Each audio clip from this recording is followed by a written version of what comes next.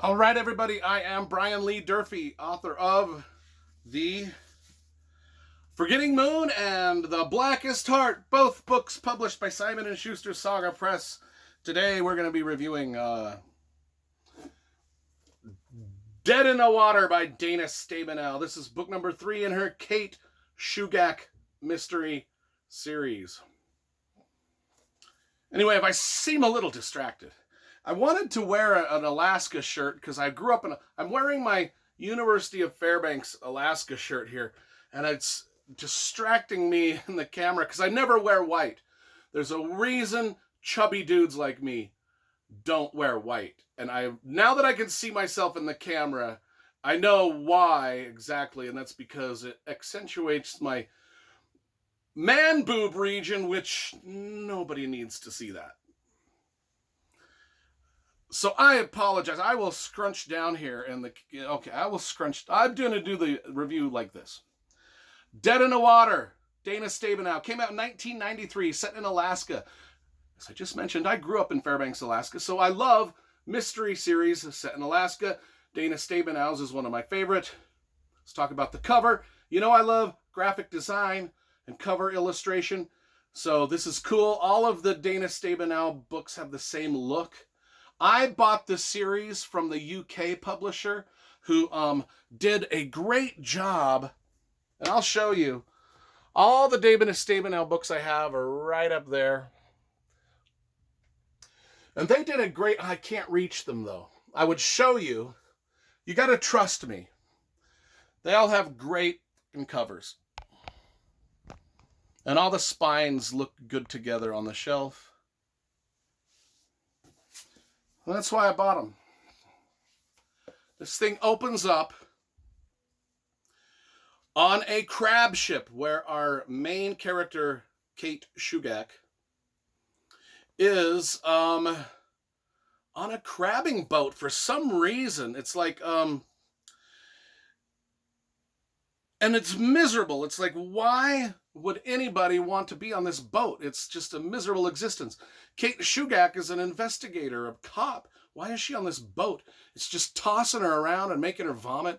And it's just, the thing that Dana Stabenow does really well is describe how grim and awful these crab boats were to work on. And I'm like, why is our main character in all of this chaos that doesn't match what she does for a living? And then later we find out that she's on an investigation, of course. I should have figured that out. You know, my investigative skills were off, but she's on an investigation. She happens to have to be on this crab ship. In the afterword, we learn that Dana Stabenow herself, when she was younger, actually worked on a crab ship. That's why we've got such a great and detailed and accurate description of the absolute misery that a crab ship would be. And I think if you've watched The Deadliest Catch for even 5 seconds, you probably get what I'm talking about. Anyway. Oh, there was a really cool, so on the crab ship, she's talking about a few things, and there was this line of dialogue that I loved.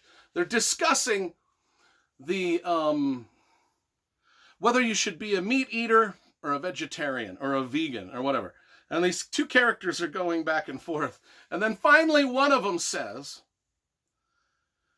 "Were you aware that the scientists have recorded the screams of plants as they are picked?" That made me laugh out loud because the one character is like, "I don't eat meat because I know how horrible those slaughterhouses are and how those cows and pigs and chickens scream to their deaths." And then this other character is just like, "Oh, were you aware that scientists have recorded the screams of plants as they were picked?" And the other person's like, "Oh my God." It made me laugh. I don't know why I underlined that particular line, but I liked it a lot.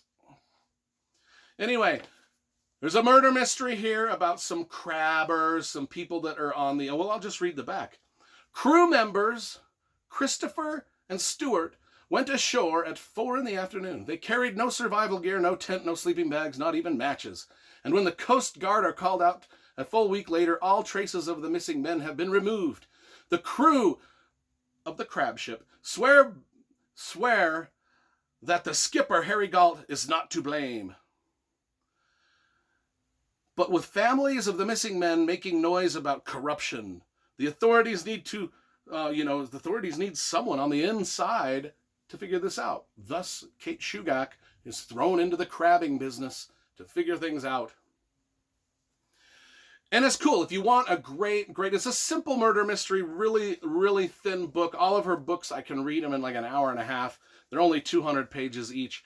You get a great, magnificent history lesson on the Alaskan Aleutian Islands and what happened on those islands during World War II. It's fascinating. I won't get into the stuff that I discovered in here. Some of it I knew, a lot of it I did not. And if you're going to read this book, I don't want to spoil those mysteries as they come along, because believe it or not, the United States, other than Pearl Harbor, the United States was attacked.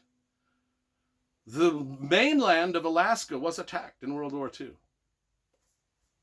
And we get into some of that here, and it ties into our mystery. Anyway, it's a great little mystery. Dana Stabenow, Kate Shugak, Alaska mysteries are always cool.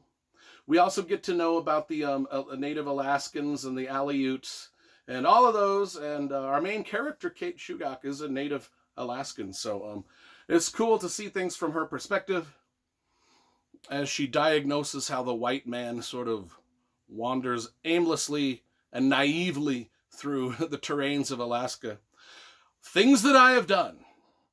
I have been out in the terrains of Alaska and probably should not have survived, but somehow did. Anyway, I give the Dead in the Water a good solid 8 out of 10 stars. It's a great addition to the Kate Shugak mystery series. That's all I got to say about that.